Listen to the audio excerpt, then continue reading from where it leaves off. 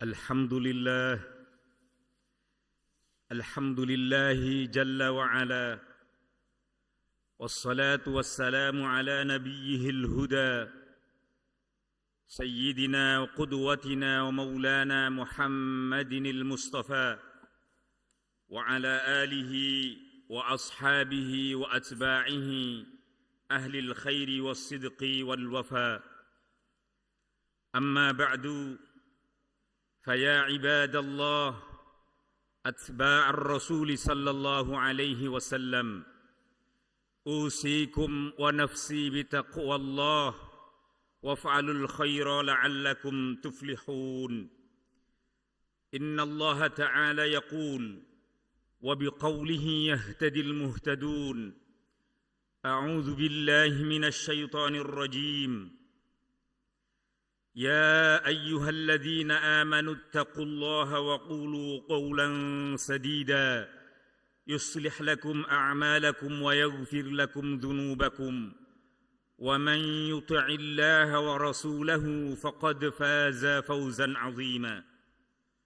وقال صلى الله عليه وسلم اتق الله حيثما كنت وأتبع السيئة الحسنة تمحها وخالق الناس بخلق حسن. صدق الله العظيم وصدق رسوله النبي الكريم ونحن على ذلك من الشاهدين. أيها الحاضرون جماعة صلاة جمعة مسجد البروج pesantren tahfidz Al-Kaukab rahimana wa rahimakumullahu ajma'in.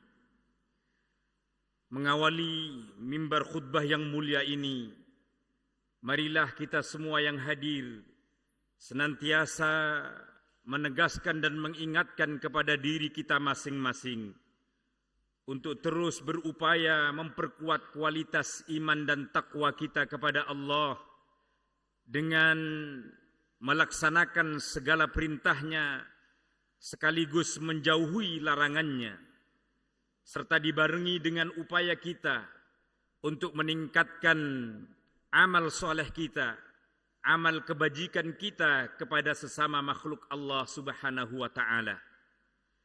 InsyaAllah dengan bekal iman, takwa dan amal soleh ini, kita akan dapati kebahagiaan dan kesejahteraan hidup kita, baik di alam dunia yang fana ini, terlebih di alam akhirat, alam yang kekal dan abadi. Ma'asyiral hadirin, jamaah salat Jum'ah hafizakumullah. Pada kesempatan khutbah yang mulia ini, Al-Khatib ingin menyampaikan satu tema tentang mengoptimalisasi fitrah dan potensi manusia melalui pendidikan.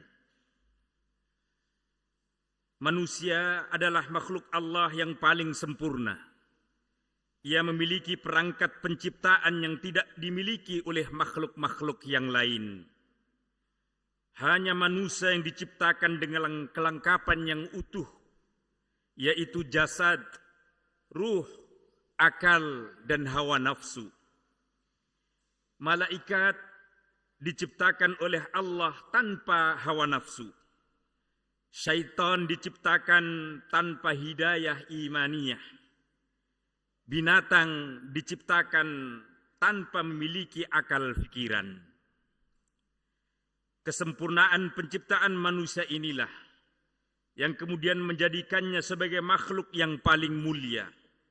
Sepanjang manusia mampu memfungsikan fitrah dan kodrat kemanusiaannya secara benar, sebagaimana panduan dan ajaran Allah Subhanahu wa ta'ala.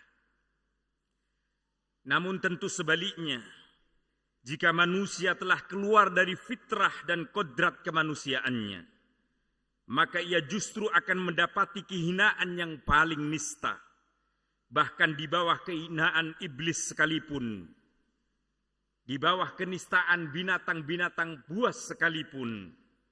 Dan inilah di antara pesan penting yang dapat kita ambil pelajaran dari firman Allah surat At-Tin ayat 4-6.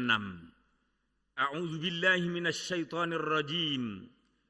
Walaqad khalaqnal insana fi ahsani taqwim. Thumma radadnahu asfala safilin. Illa alladhina amanu wa 'amilus salihati falahum ajrun ghairu mamnun. Sungguh kami benar-benar telah menciptakan manusia dalam bentuk yang sebaik-baiknya. Kemudian kami kembalikan dia manusia itu ke tempat yang serendah-rendahnya. Kecuali orang-orang yang beriman dan mengerjakan kebajikan. Maka mereka akan mendapatkan pahala yang tiada terputus-putusnya dari Allah Subhanahu wa ta'ala.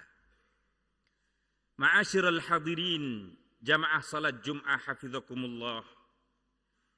Dengan kesempurnaan penciptaan manusia itu pula lah Allah telah menugaskan umat manusia ini menjadi khalifatullah fil ard. Menjadi wakil Allah untuk mengelola dan membangun peradaban di muka bumi ini.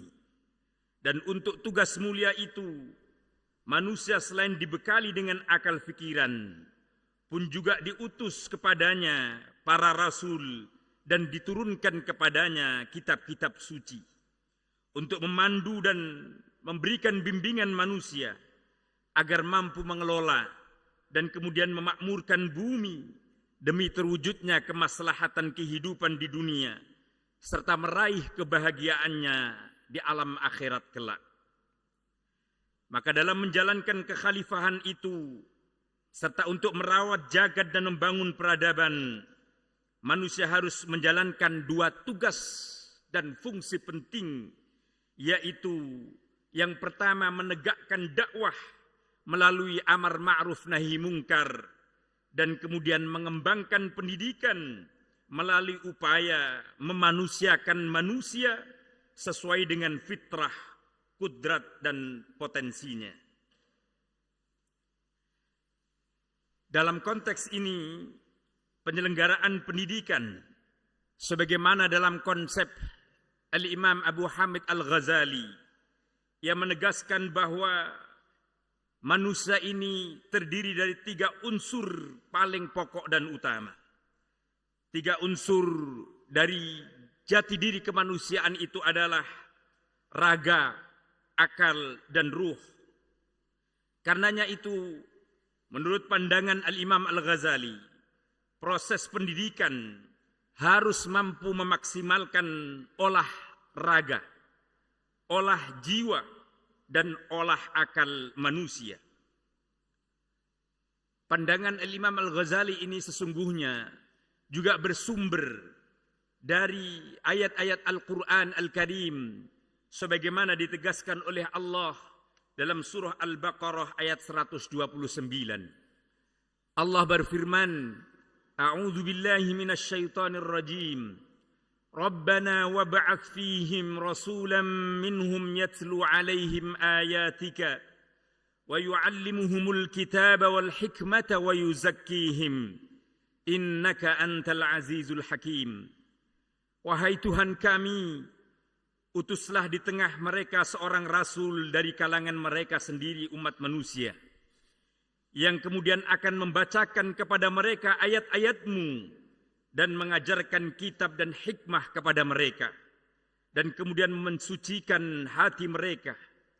Sesungguhnya Engkaulah yang maha perkasa dan maha bijaksana. Ma'asyiral hadirin jamaah sidang Jum'ah hafizakumullah. Dengan memaknai ayat ini, maka setidaknya ada 3 hal penting yang harus dilaksanakan dalam menjalankan tugas dan fungsi pendidikan agar manusia termaksimalkan fitrah dan potensinya. Yaitu yang pertama adalah pengembangan akal fikiran, atau dalam istilah sekarang disebut dengan aspek kognitifnya. Maka melalui banyak membaca, belajar, dan berpikir yang analisis serta kritis, inilah sesungguhnya asupan akal kita untuk dapat terus dikembangkan.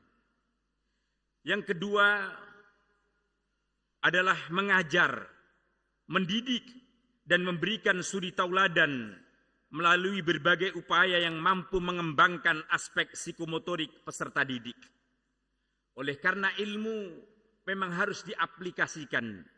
Ilmu bukan hanya sekedar menara gading, tetapi ilmu amat sangat erat dengan amal yang dilakukan oleh pemangkunya. Yang ketiga adalah menjernihkan hati melalui olah rasa dan jiwa, agar kemudian berkembang potensi afektifnya dan kemudian memuliakan akhlaknya serta kuat spiritualitasnya. Inilah sesungguhnya 3 makna yang kemudian kita jadikan sebuah moto dan jargon pesantren Al-Kaukab, membentuk generasi Qur'ani benar, pintar, dan unggul. Hadirin jamaah salat Jum'ah hafizakumullah.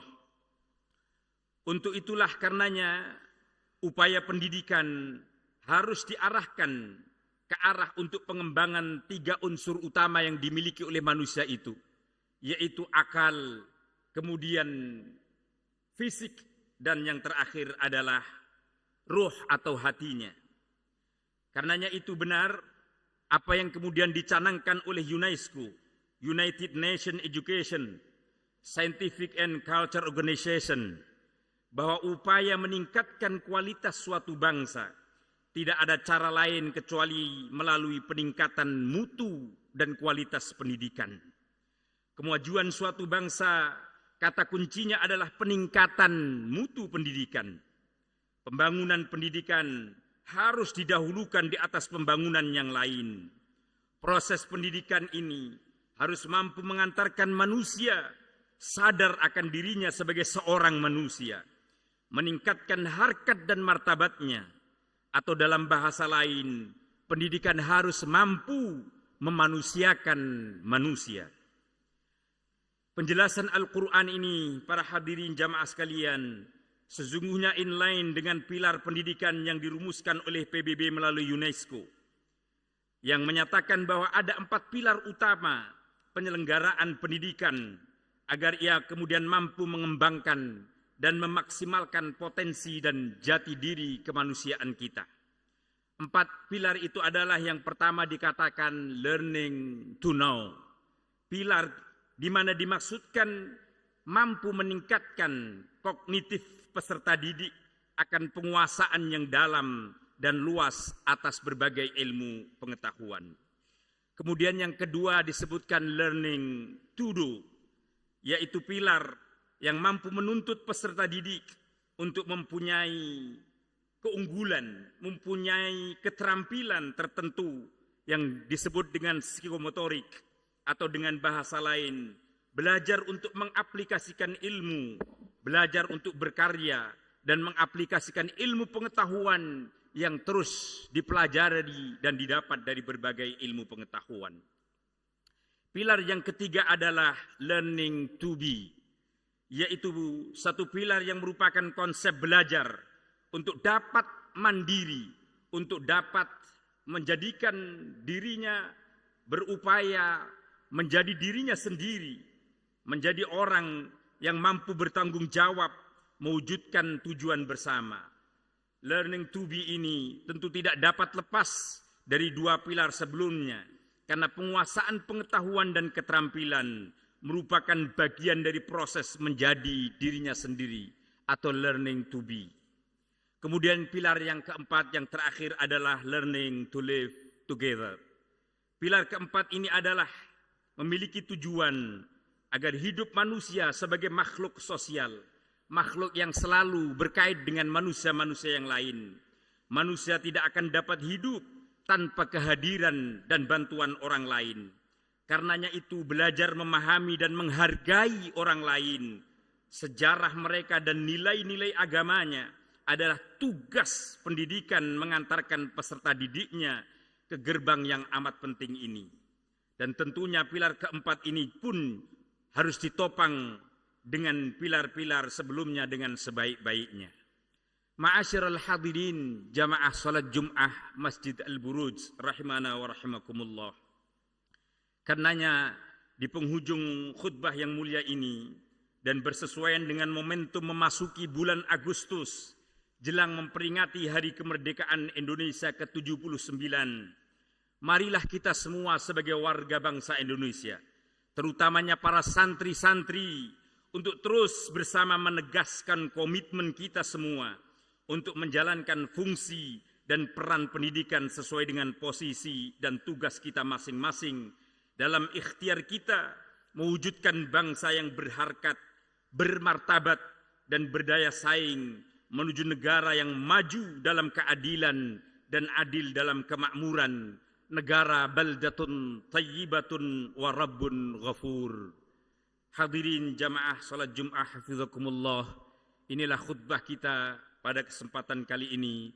Semoga mampu mengantarkan ilmu yang bermanfaat sekaligus memperkuat amal kita yang salih dan salihah dan mengantarkan pula kebahagiaan kita hidup dunia dan akhirat. Amin ya rabbal alamin.